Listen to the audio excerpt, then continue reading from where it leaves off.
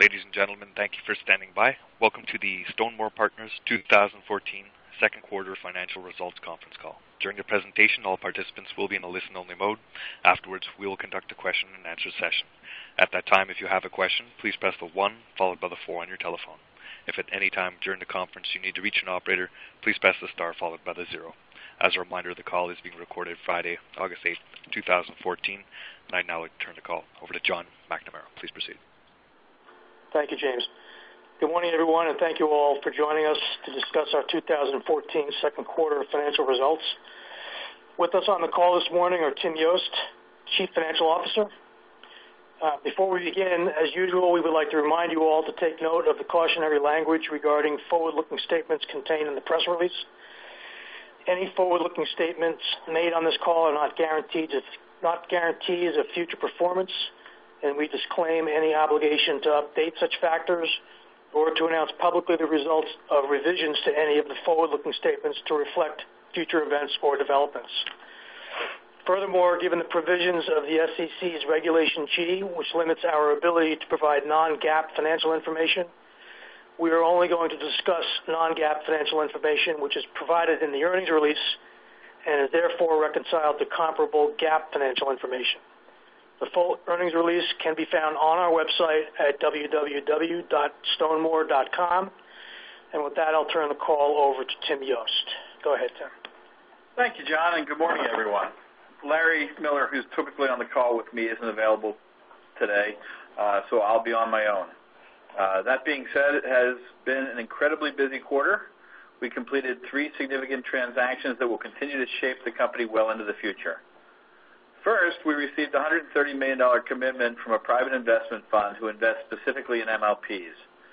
Approximately $30 million of that commitment was used to purchase controlling interest in our general partner from the private equity fund who had invested in us prior to going public. The remaining portion of the general partner is still owned by members of management and our founders. The next piece of the commitment came in the form of a $55 million equity investment that we used to enter into the agreement with the Archdiocese of Philadelphia. The units issued in conjunction with this transaction are similar to our public common units. However, they allow us to pay our distribution in the form of public common units or cash at our discretion. This is significant in that the Archdiocese did not have a strong pre-need sales program, and the build-out of that effort will require working capital in the form of trust deposits and growth in accounts receivable. Having the flexibility to issue units in lieu of cash will help us to bridge that gap. The remaining balance of the commitment can be used for future acquisitions of this type or to fill other equity needs the company may have. Having a strong financial partner with a demonstrated belief in the future growth of the company is certainly something that we are very excited about. Second, as mentioned earlier and previously, we began operating the properties of the Archdiocese of Philadelphia during the latter half of the quarter. These properties, which annually perform 7,000 interments per year, will enable us to immediately have an impact in the Philadelphia market. Combined with the fact that we will be instituting an active pre-need sales program, we are very optimistic about our prospects. We've begun to build out our sales force, and we are already seeing the fruits of our efforts. Third, in order of completion and not significance, we closed on 9 funeral homes and 12 cemeteries that were part of the SCI Stewart divestiture. These properties are well maintained and already have a significant pre-need sales program. We believe this will enable us to hit the ground running and will not require the use of significant amounts of working capital to ramp up the operations. In our brief period of ownership, we haven't seen anything that would lead us to believe otherwise. Based on these transactions and the continuing strength of our existing businesses, we were able to increase the distribution this quarter and give guidance that we intend to continue to increase through 2015. So it was a very busy and exciting quarter, but we still had a business to run. Because these acquisitions closed fairly late in the quarter, they only had a minimal impact on our operating results. But our existing locations performed very well and are the source of most of the positive trends that we are seeing in our numbers. If you recall, our first quarter was negatively affected by the harsh winter weather. Fortunately, the weather was great this quarter, and we saw no lingering effects and were able to return to business as usual. We achieved significant growth in virtually all of our revenue categories, which led to a 9.2% increase in production-based revenues when compared to our results from the same quarter last year. I do want to highlight the fact that the revenues from our funeral homes segment grew slightly better than 9%. As you know, we grew this segment rather significantly in 2012 and early 2013, and the growth is indicative of our success. An analysis of our supplemental data, which is included in our 10-Q, will reveal that we not only increased our activity, but we also increased the average value of the pre-need and at-need contracts that we wrote during the quarter.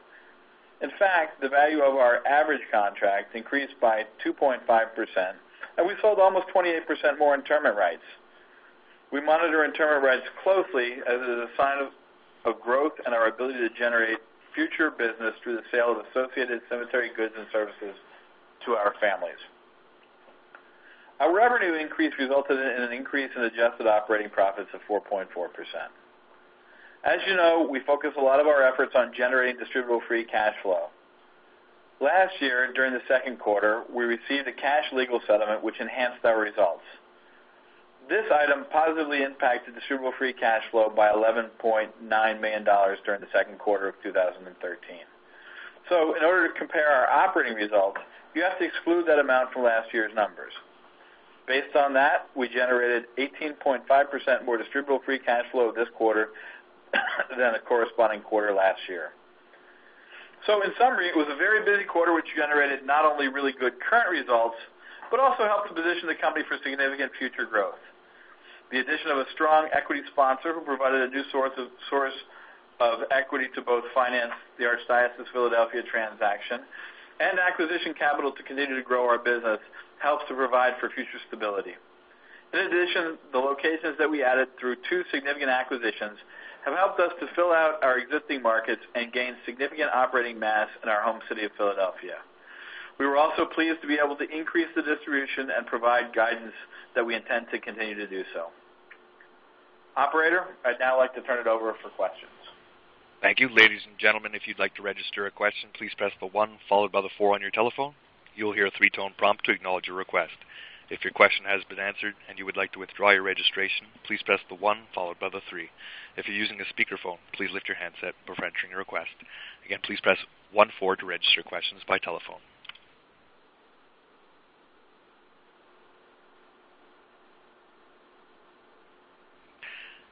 Again, press 1-4 to register questions.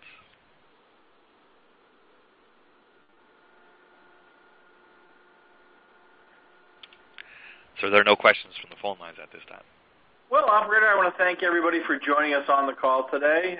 We hope to continue to see this forward momentum and are once again pleased with our results. Yes. Hold on one second. It appears that we have a question or two, Operator. Perfect. The first question is from the line of John Ranson. Please proceed. Hi, this is Bilal Yahia in for John. Sorry, I was having trouble getting in there. I really like the 264 distribution exiting 2015. I was wondering what kind of toggles do you have on that number? What catalysts or possible hindrances could come up that would make that number go higher or lower? You know, we've analyzed it quite significantly. We've looked at many financial models. You know, not only of our base business, but the locations that we've recently acquired, and we feel comfortable with that number.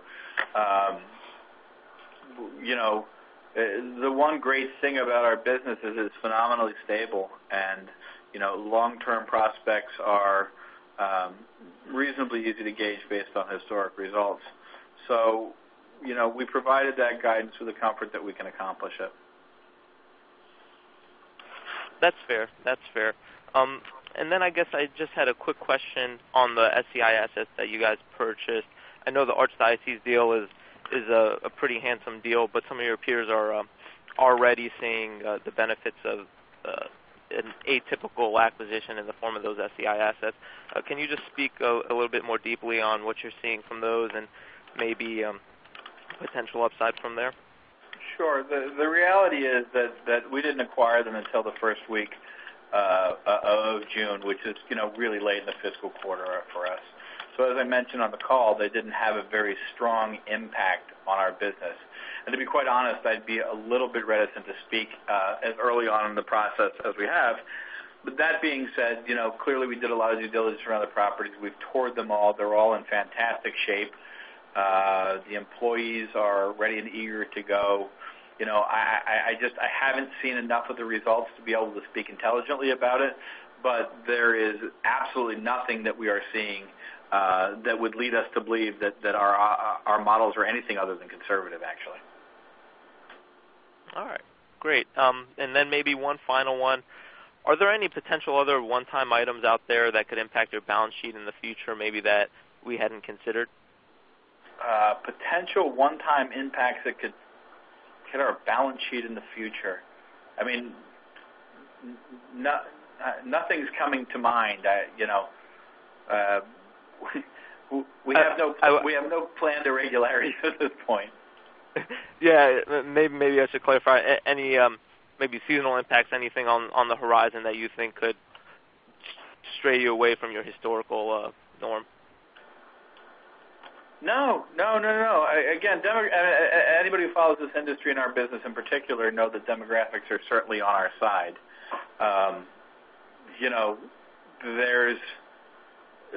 There's very little that we see. Obviously, trends in cremation, which we talk about over and over again, but changes in our industry are evolutionary rather than revolutionary. So, no, we don't see any big surprises out there. All right, well, that's all for me. Thanks, guys.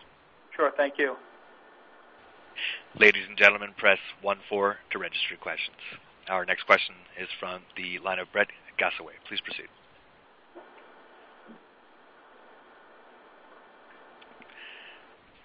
Mr. Gassaway, your line is open. Hey, guys, sorry. I'm also on John Ransom's team, but Bilal seemed to cover all of our questions, but I do appreciate you taking the question. Yep, you bet. Anything else? He covered all that we had, but he did a great job in my opinion, but thank you very much. Sure, no problem. All right, take care. You too. There are no further questions from the phone lines at this time. Okay, well, thank you, operator, and again, everybody for joining us on the call. It was a great quarter and something that we hope to continue into the future. Have a great day and continue to enjoy your summer. Thank you. Ladies and gentlemen, that does conclude the conference call for today. We thank you for your participation and ask that you please disconnect your lines. Thank you.